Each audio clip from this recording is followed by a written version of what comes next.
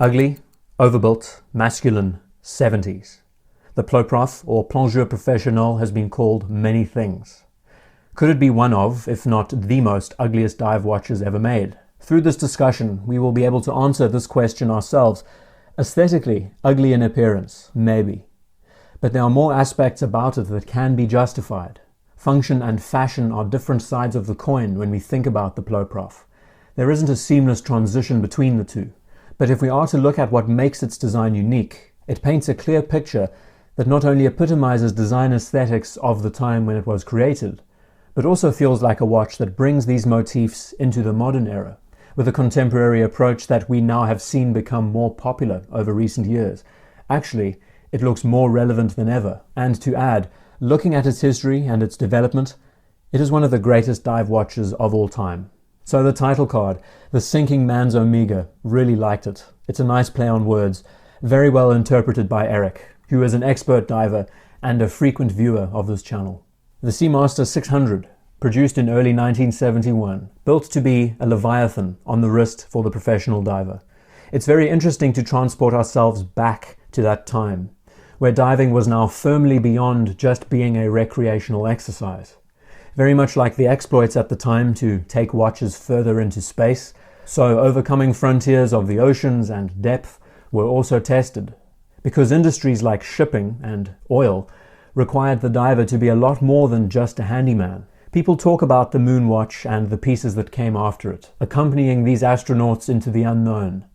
But the same was happening on this planet, and professional divers were required to go places that no other had ever attempted to go before, very much being pioneers themselves. Built to travel down to depths of 2,000 feet, which at the time was a shared depth rating that many Swiss manufacturers wanted to reach with their dive watches. The PloProf's rating was impressive, next to their more commercial models which would be rated to half that depth. We can say that the core reason for the interest of improving dive watches of the time came from a specialized engineering and deep diving operations group, Compagnie Maritime d'Expertise, we know as COMEX, who spent years researching and developing extreme technologies given to these specialized divers. Of course, we would like to think that the technology would revolve around dive computers. Bear in mind that computers of the time took up entire rooms. So, they had to settle instead with these basic mechanical instruments, which were cutting edge at the time. These divers' lives were in the hands of a chronometer with a rotating bezel that was rated super water resistant and traveled to the depths of half a kilometer underwater. One of the most notable direct competitors that was made in tandem with the Omega 600 was the Rolex Sea Dweller. Arguably, it is a watch that is compared to the PloProf the most, which looks much more refined and elegant, no question. It has a design that has aged far better, and the evolution of the Sea Dweller's design has moved from strength to strength. But the difference between the two, the beefed up Submariner had an issue that the PloProf was able to avoid, simply because of how the cases were designed and made with ingress in mind. Helium molecules, dreadful little blighters that are so small and compressed under pressure, are able to bypass seals and threads of the crown and screw down caseback. They find their way into the case of the watch. As any watch slowly begins to surface from depth, these molecules expand rapidly, and that pressure from expansion, as was discovered, popped the crystals off the Submariner. To counter this, a small HEV, helium escape valve, was integrated into the case. A very streamlined answer to a problem. And the Submariner, Sea Dweller, served its time as the watch of choice for COMEX for years. We know how sought after the COMEX branded models of the time are today. But the marketing material for the PloProf claimed that it didn't need a helium valve technology like this. A concerning proposal for the COMEX department. Many scoffed at the idea, and most just thought it was for promotional purposes and nothing more. But as tested and proved by the American Diving Research Center, Ocean Systems in New York, the PloProf was better designed for its application, and it was quoted as being more watertight than a submarine, simply because it never used a screw-down caseback, and the movement, dial, crystal, bezel were all loaded into the front of the watch. We know this as a monobloc construction today.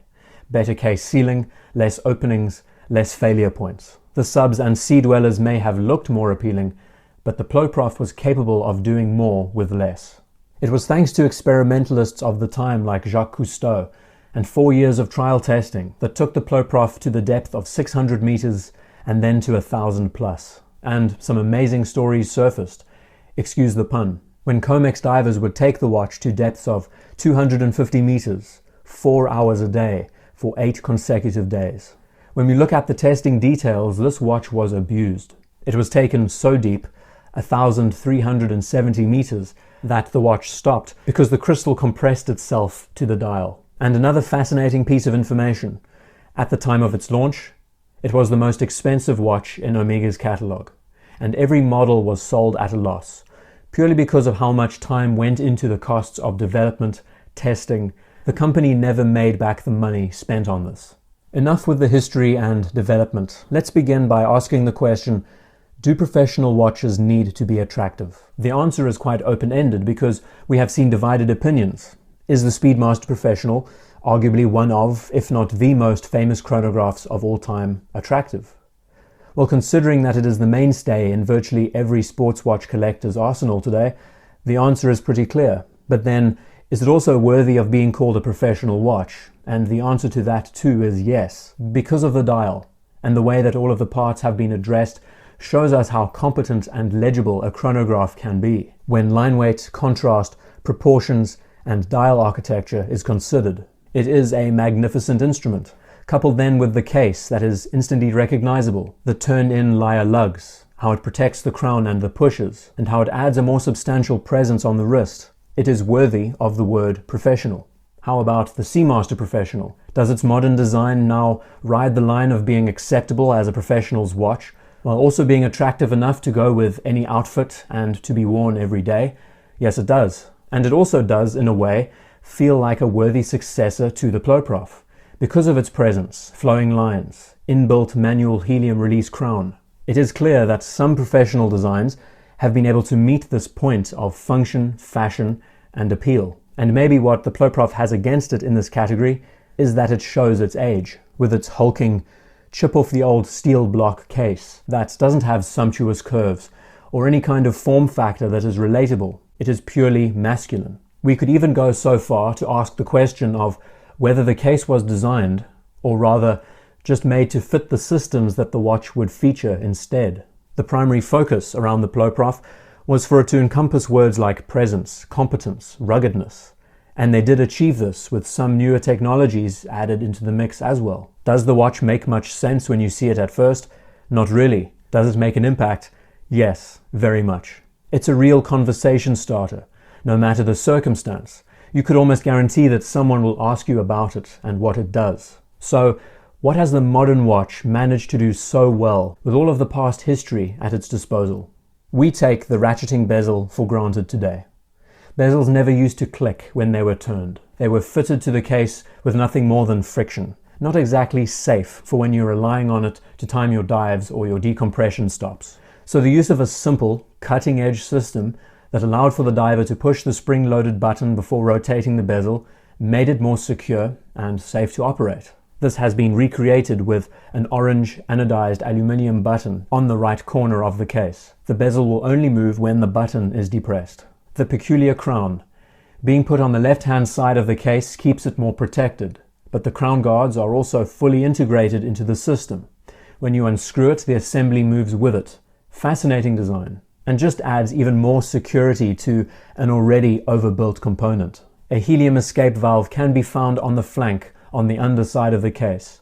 I'm assuming because this watch needs to fulfill certain criteria for the depths it now goes, it's almost a law set by ISO standards to have a helium release valve on the watch. You might need to correct me there. It's a very nice feature, and it's a detail that goes unnoticed.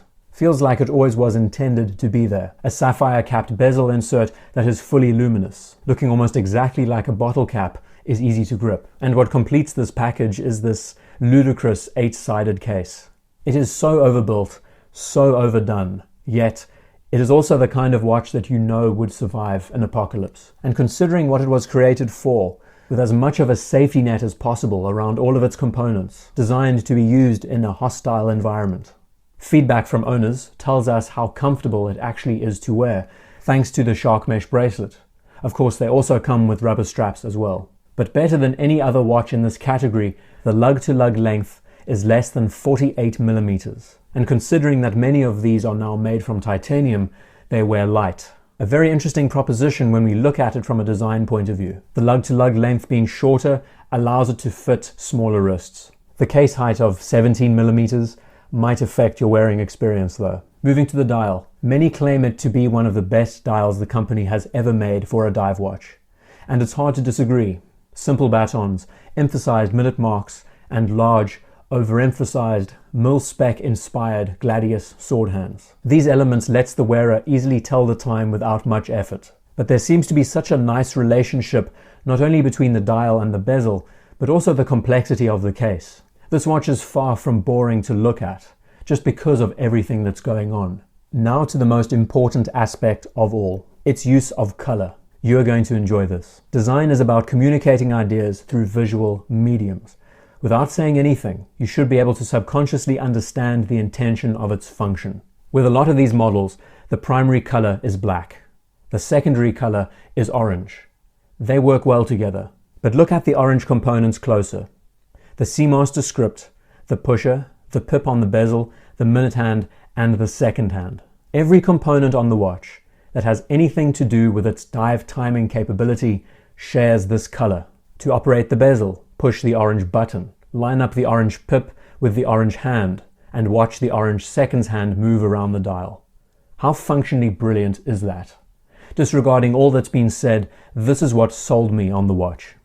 How color has been used here sparingly, but with a purpose. And then we look at the clasp. It's one of the best that Omega has ever made, with something like 50 plus millimeters of added extension to fit over thicker clothing or dive suits on the fly. I strongly believe that this is one of the greatest dive watches of all time.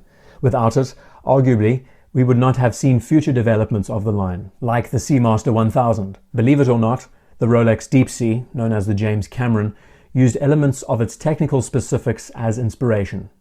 The Planet Ocean Ultra Deep.